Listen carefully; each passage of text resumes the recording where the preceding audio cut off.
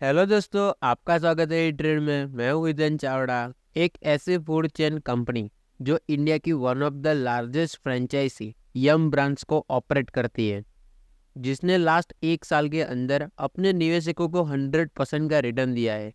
अभी भी company mid cap है एंड न्यू लिस्टेड कंपनी है एफएमसीजी सेक्टर के अंदर। तो इस कंपनी को आपको पोर्टफोलियो में ऐड करना चाहिए कि नहीं, इसका आंसर तो आपको एंड ऑफ द वीडियो मिल ही जाएगा। तो ज़रूर से इस वीडियो को लास्ट तक देखें। मगर वीडियो शुरू करने से पहले एक इम्पोर्टेंट डिस्क्लेमर मैं आपको बताना चाहता हूँ कि हमारी चैनल पर दिए गए किसी भी स्टॉक की analysis only for educational purpose के लिए ही है। अगर आप लोग इंटरेस्टेड हैं तो खुद से एक बार रिसर्च एंड एनालिसिस कीजिए या फिर अपने फाइनेंशियल एक्सपर्ट की मदद से कोई भी डिसीजन ले। तो कंपनी के डेटा जानने के लिए आ जाते हैं स्क्रीनर्स की वेबसाइट पर, जहाँ पे हम लोग किसी भी कंपनी के फाइनेंशियल डेटा पढ़ सकते हैं। तो जैसे कि आप लोग यहाँ पर देख सकते हो, कंपनी की मार्केट कैप 9,110 करोड़, यानी कि पता चल रहा है कि कंपनी अभी मिड कैप है। स्टॉक की करंट प्राइस 1,430 ट्रेड होती हुई देखने को मिल रही है। स्टॉक की प्राइस का हाई एंड लो भी आप लोग यहाँ पर देख सकते हो। स्टॉक का पी 49.2 देखने को मिल रहा है। बुक वैल्यू 206, यानी कि स्टॉक अभी 6 to 7 टाइम्स बुक वैल्यू पर ट्रेड करता हुआ देखने को मिल रहा है। ROC 9.81% and ROE 20.7%। अब आ जाते हैं चार्ट के ऊपर, जहां आप लोग देख सकते हो 2020 में स्टॉक ने अपना बॉटम बनाया था 950 के लेवल के आसपास। वहां से स्टॉक ने ऊपर की एक मूव 1700 तक की देते हुए हमको देखने को मिला है, यानी कि ऑलमोस्ट 100% के आसपास का रिटर्न यहाँ पर बनता हुआ देखने को मिल रहा है निवेशकों को। स्टॉक के अंदर पी एक्सपेंशन भी थोड़ा बहुत होता हुआ हमको देखने को मिल रहा है। ये तो बात हुई चार्ट की, मगर अब जान लेते हैं कि कंपनी करती क्या है, कौन सा बिजनेस कंपनी संभालती है। तो कंपनी की बात करें तो ये जो कंपनी है वो one of the largest franchisee Yum Brands की ऑपरेट करने वाली कंपनी है, जिसके अंदर 400 KFC store, Pizza Hut and Taco Bell restaurant के पूरे इंडिया के स्टोर्स, श्रीलंका के स्टोर्स एंड मालदीव के स्टोर्स आ जाते हैं। कंपनी लार्जेस्ट फ्रेंचाइजी ऑपरेटर है। कंपनी के पास एक्सक्लूसिव राइट्स है 3 यम ब्रांड्स के, जिसमें KFC के 383 रेस्टोरेंट, पिज़्ज़ा हट के 422 रेस्टोरेंट एंड टैको बेल के 9 रेस्टोरेंट आ जाते हैं, जो कि इंडिया, श्रीलंका एंड मालदीव्स के अंदर है। ये श्रीलंका की लार्जेस्ट इंटरनेशनल QSR चेन है, जिसके अंदर 122 आउटलेट्स इन 52 सिटीज के अंदर आते हैं। अब दोस्तों जान लेते हैं यम ब्रांड्स के बारे में। Yum brands American fast food corporation और one of the world's largest fast food company है, जो कि ओन्स करती है कई आइकॉनिक ब्रांड, जिसमें KFC, pizza hut, taco bell, the habit burger grills और कई सारी बड़ी बड़ी ब्रांड्स आ जाती है। ये कंपनी 135 नेशंस और टेरिटरीज ऑफ वर्ल्ड वाइड के अंदर अपना बिजनेस ऑपरेट करती है। अब दोस्तों जान लेते हैं रेवेन्यू एंड चैनल मिक्स के बारे में।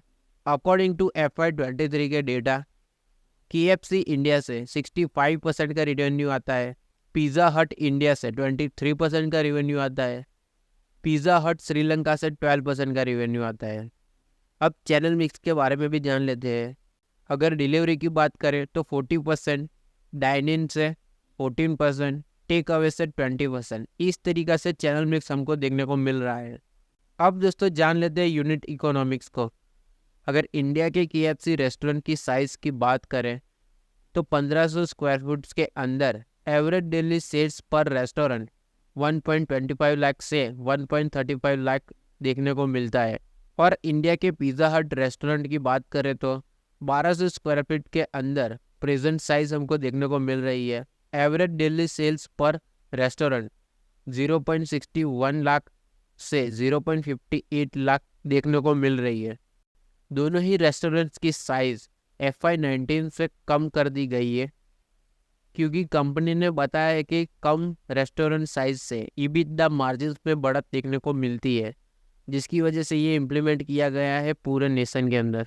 अब जान लेते हैं स्टोर एडिशन के बारे में।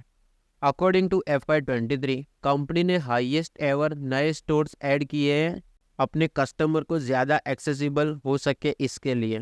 ड्यूरिंग द ईयर कंपनी ने 78 new KFC stores and 67 new pizza हट स्टोर ऐड किए हैं। अब जान लेते हैं डिस्ट्रीब्यूशन नेटवर्क के बारे में। कंपनी का in house supply chain function है और कंपनी ने वेंडर पार्टनरशिप की है food agreement, packaging, warehousing and logistic के लिए। कंपनी 5 वेयरहाउस ऑपरेट करती है डिफरेंट सिटीज़ के अंदर, जो कि अपने रेस्टोरेंट की रिक्वायरमेंट्स को फुलफिल करते हैं। और कंपनी अपने Yum global online and digital channel का भी सॉल्यूशन यूज़ करती है कस्टमर एक्सपीरियंस को दोनों ही डिजिटली एंड फिजिकली फॉर्म में बेटर सर्विस देने के लिए। अब दोस्तों जान लेते हैं कंपनी के टर्म्स एंड फ्रेंचाइजी एग्रीमेंट को। कंपनी हर मंथ यम ब्रांड्स को 6 से 6.3% ऑफ नेट सेल्स की जो रॉयल्टी बनती है वो यम ब्रांड्स को देती है, जिसमें KFC, पिज़्ज़ा हट, टैको बेल रेस्टोरेंट के टोटल नेट सेल्स शामिल है। अगर बात कर रहे हैं FY23 की, तो कंपनी ने 136 करोड़ की रॉयल्टी यम ब्रांड्स को दी थी 6% ऑफ सेल्स के अकॉर्डिंग। ये तो है कंपनी की बात। अब जान लेते हैं कंपनी के फाइनेंशियल्स डेटा को। तो यहाँ पर आप लोग देख सकते हो क्वार्टरली रिजल्ट, जिसमें हमें operating profit and net profit दोनों ही क्वार्टर ऑन क्वार्टर बेस पर वोलेटाइल होते हुए देखने को मिल रहे हैं, जो कि कोविड के कारण इस QSR चेन को भी दिक्कत फेस करती हुई देखने को मिल रही थी। मगर अब ये जो QSR चेन है वो प्रॉफिट में आती हुई देखने को मिल रही है। EPS में भी सिमिलर डिफरेंस हमको आता हुआ देखने को मिल रहा है। अब आ जाते हैं प्रॉफिट एंड लॉस स्टेटमेंट में। तो यहाँ पर आप लोग देख सकते हो 2018 से 2021 तक कंपनी का operating profit and net profit loss के अंदर देखने को मिल रहा था। मगर जैसे ही इकोनॉमी ओपन होती हुई देखने को मिली, वैसे कंपनी रेड में से ग्रीन होती हुई यानी कि प्रॉफिट बनाती हुई देखने को मिल गई है। ईयर ऑन ईयर बेस पर देखें तो कंपनी ने ज़बरदस्त बिजनेस किया है 2023 के अंदर कंपेयर टू प्रीवियस ईयर से करें तो, जिसकी इफेक्ट EPS के अंदर भी आती हुई देखने को मिल रही है। कंपाउंडेड प्रॉफिट ग्रोथ करने वाली ये QSR चेन हमको देखने को मिल रही है। मगर अब आ जाते हैं सबसे इम्पोर्टेंट मैट्रिक्स पर, जो कि है शेयर होल्डिंग पैटर्न्स।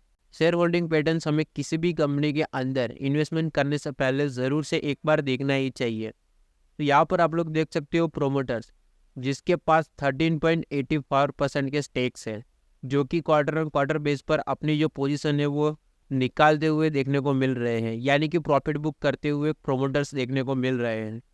नेक्स्ट है FIIs, 29.95% का स्टेक। एवरी क्वार्टर के अंदर FIIs अपनी पोजीशन यहाँ पर ड्रास्टिकली बढ़ाते हुए देखने को मिल रहे हैं। नेक्स्ट है DII, 32.39%। ये भी FIIs की तरह अपनी पोजीशन ड्रास्टिकली एवरी क्वार्टर के अंदर बढ़ाते हुए देखने को मिल रहे हैं। लास्ट में है पब्लिक यानी कि रिटेलर, जिनके पास है 6.82% का स्टेक। रिटेलर्स यहाँ पर अपनी जो पोजीशन है वो धीरे धीरे निकालते हुए देखने को मिल रहे हैं। इतना सब कुछ बताने के बाद, इतनी अच्छी कंपनी के फाइनेंशियल डेटा बताने के बाद, अब मैं आपको कंपनी का नाम बताना चाहता हूँ, जो कि है सफायर फूड्स इंडिया लिमिटेड।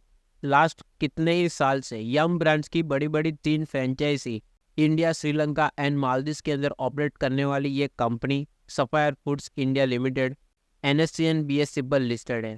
तो ज़रूर से अगर आप लोग इस पर रिसर्च या फिर एनालिसिस करना चाहते हो तो खुद से एक बार एनालिसिस के लिए, पोर्टफोलियो में ऐड करने के लिए खुद से अपने फाइनेंशियल एक्सपर्ट की मदद से कोई भी डिसीजन ले।